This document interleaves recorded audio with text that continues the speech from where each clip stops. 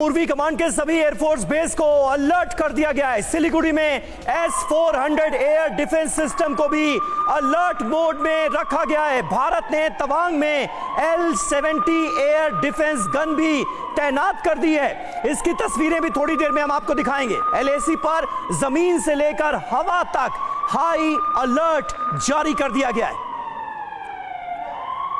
तो तवांग में जिस तरह की झड़प हुई और जिस तरह से यथास्थिति को बदलने की कोशिश की गई, उसके बाद अब पूरी तरह से अलर्ट जारी कर दिया गया है। पूर्वी कमांड के सभी एयरबेस को हाई अलर्ट पर रखा गया है। सिलीगुड़ी में S-400 एयर डिफेंस सिस्टम को भी अलर्ट मोड पर रख दिया गया है।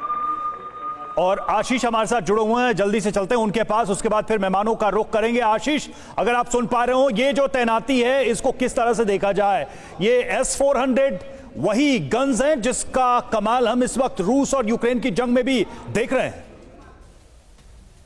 अगर आप अपने बच्चों को पैसे का पार्ट नहीं सिखाएंगे तो पैसा कमाने के बाद में हो सकता है वो आपको ही बेच दें। सावधान, फ्रीडम ऐप को डाउनलोड करें, बच्चों को पैसे का पार्ट कैसे पढ़ाना है सीखिए।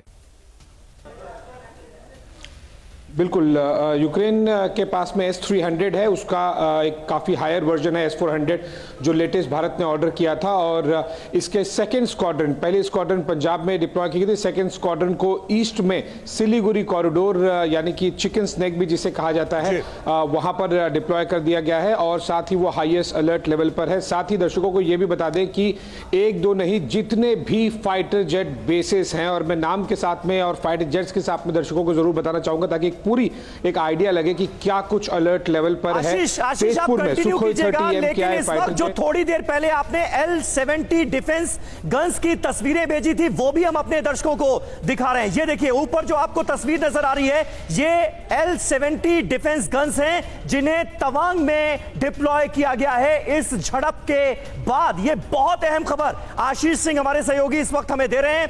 L-70 डिफेंस गन्स भी डिप्लॉय की गई हैं। इसके अलावा S-400 डिफेंस सिस्टम को भी अलर्ट मोड पर रखा गया है। आशीष,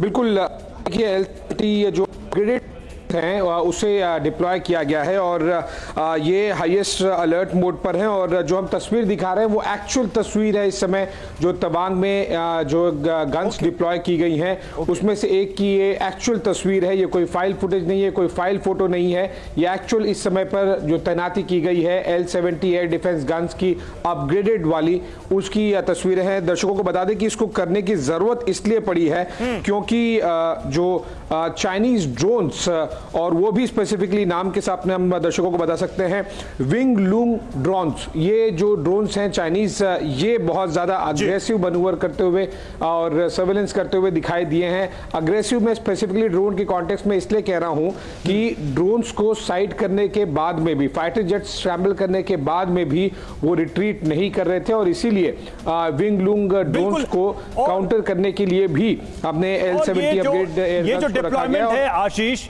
ये जो डिप्लॉयमेंट है ये अपने आप में दिखाता है कि बदले हुए भारत का रुख क्या होता है जब उसकी सीमाओं पर जरा सी भी कोशिश कोई करता है। कैप्टन श्याम, लेकिन एक चीज जो मैं आपसे जानना चाह रहा था, हमारे यहां इतने सवाल हो गए, इतना हंगामा हो गया, सदन के अंदर सरकार ने ऑफिशियली बयान भी दे दिया, रक्षा मंत्री आ गए।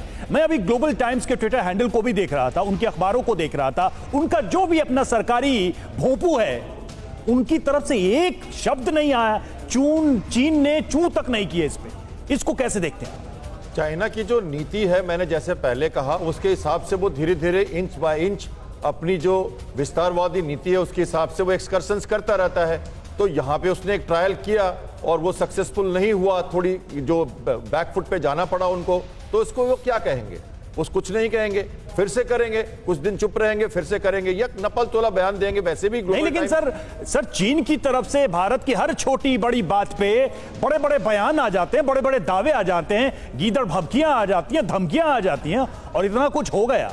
देखिए, मेरा मानना है कि चाइना की नीति अलग है, मीडिया की नीति अलग है। भारत के जो लोग हैं, मेरे ख्याल से ये जो हो रहा है ना, जैसे एक्सकर्शन हुआ, इस पे सेना ने अपना जवाब दिया, लोग काफी आक्रोश हो गया पूरे भारत में, कन्वेक्शन कंडक्शन मेथड की तरह ये ट्रिगर हो गया, ये हम मैरीटाइम सेक्टर तक नीचे तक चले गए, लड़ाई की तैयारी, मतलब हम अपनी डिटरेंस दिखा रहे हैं, ये सब सही है।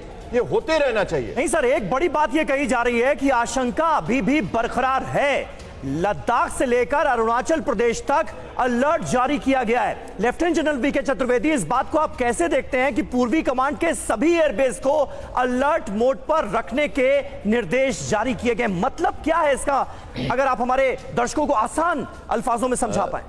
समीर, चीन एक ऐसा देश है जिसकी विश्वसनीयता बहुत लो है और कोई भी उसकी किसी भी एक्शन के ऊपर एकदम रिएक्शन नहीं कर सकते। हमको सतर्क रहने की बहुत जरूरत है। राइट। और ये सतर्कता जो अभी डिप्लॉयमेंट हुआ है, हो सकता है ये पार्ट ऑफ एक्सरसाइज हो जो 15 तारीख से शुरू हो रही है 2 दिन के बाद, वो भी हो सकता है। लेकिन उसके साथ साथ हमको सतर्क रहने की बहुत जरूरत है। राइट फ्रॉम ईस्टर्न लद्दाख से अरुणाचल प्रदेश, एक ऐसा देश जो कि LAC को परसेप्शन में बदल के रखना चाहता है और उसको डिमार्केट नहीं करना चाहता, ऑथेंटिकेट नहीं करना चाह रहा। 1996 से भारत इसके पीछे पड़ा हुआ है कि हम अपने LAC को डिमार्केट कर दें, इसको ऑथेंटिकेट मैप्स एक दूसरे से एक्सचेंज कर लें, लेकिन वो जानबूझ के नहीं चाहता क्योंकि उसकी जो मंशा है, इरादे हैं, वो नेक नहीं है। नहीं, लेकिन सिंह सर, अगर 62 की बात करें, देखिए जब भी भारत चीन की बात आती है तो 62 का जिक्र जरूर आ जाता है। 62 में चीन की तरफ से ये एरियाज थोड़ी देर के लिए ऑक्यूपाई किए गए, लेकिन फिर वो भारत के पास आया। तो जो चीज उस समय सॉल्व हो गई थी, उसको इतने लंबे समय तक खींचने के पीछे क्या मकसद हो सकता है, क्या मंशा हो सकती है? देखिए, चीन जो है हमेशा से भारत को अपना प्रतिद्वंदी समझता आया है एशियन रीजन में। उसके जो एक्सप्रेशंस हैं कि चीन जो है पूरे विश्व की एक पावर बनना चाहता है, उसमें उसको लगता है कि भारत एक बहुत बड़ी बाधा है, तो इसलिए भारत के साथ कोई भी बॉर्डर इशू या कोई भी इशू रिजॉल्व नहीं करना चाहता। नहीं, क्या वो नहीं जानता कि भारत की 1 इंच जमीन को भी वो नहीं हासिल कर सकता?